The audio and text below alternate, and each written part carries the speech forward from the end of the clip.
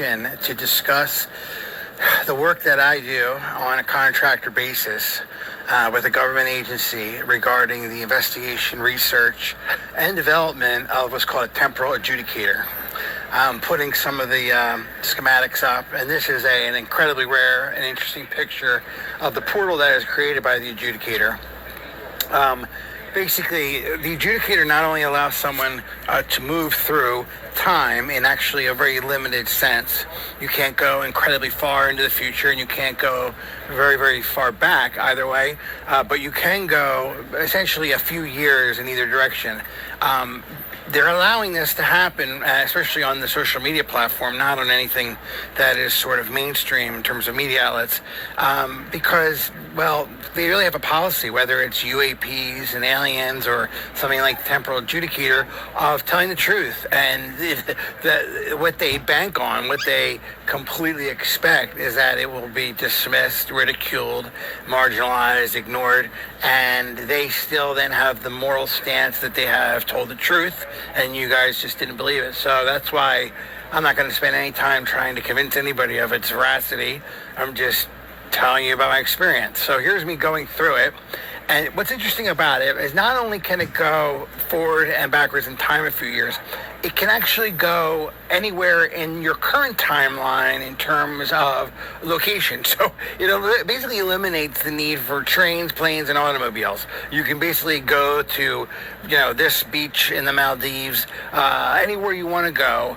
It's simply an adjustment on the adjudicator technology that allows you. That's actually how the technology first got developed, was trying to just simply create a technology that allowed essentially like a Star Trek beam me up Scotty, transferring someone from one place to another. It was then later found that through basically the synchronization of certain wavelengths on the adjudicator, that you could affect a movement away or beyond one's timeline or backwards.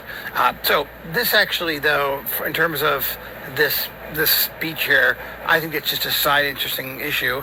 I want to point out that this is a time that in the next 2 years, 2026, where the two suns, see how the sun's really weird lately in 2024 now?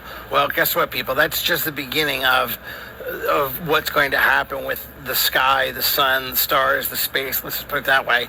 And two suns by 2026 is completely known, accepted, and not even a weird thing. The truth of it there is it's a better shot of it, although it's still overcast in this shot. I need to get a better shot, and I will.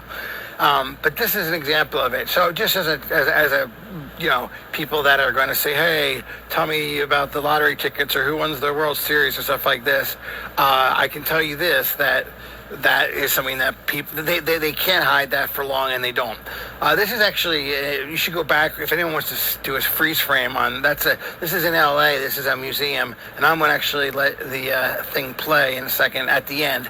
But here's me putting in, for the 5100, and it's an old IBM legacy machine. John Titor has first mentioned this in terms of a time travel technology, and this is actually loosely based on the Titor model, but this is a bit different. But there I am creating a portal, by just putting in the right circuit board into the 5100. Doesn't even need to be plugged in because it has what's so-called a latency charge. But this is, I go through this, and this is another example of a little bit different portal than the first one that you saw, but nonetheless, this one is completely effective and basically shows the space-time distortion that's created. Now, once you go through the portal, everything sort of regulates, and you're able to see things in the normal sense. But if you look back, this is, the portal will remain for approximately an hour, sometimes even two, depending on the charge, the latency charge of the 5100 that you're using as your primary temporal adjudicator. But if you look around, it starts to collapse, and when you see collapse, you got to go. Here's a little funny little bit, though. You got to hear this. I was assigned to record anomalies and find other wanderers not resetting correctly. Eventually, it was discovered that I was leaking my videos to the app TikTok. Although there was no way for admins to stop me, this was eventually put to an end with the ban of TikTok in the year 2025. I've been finally given permission to discuss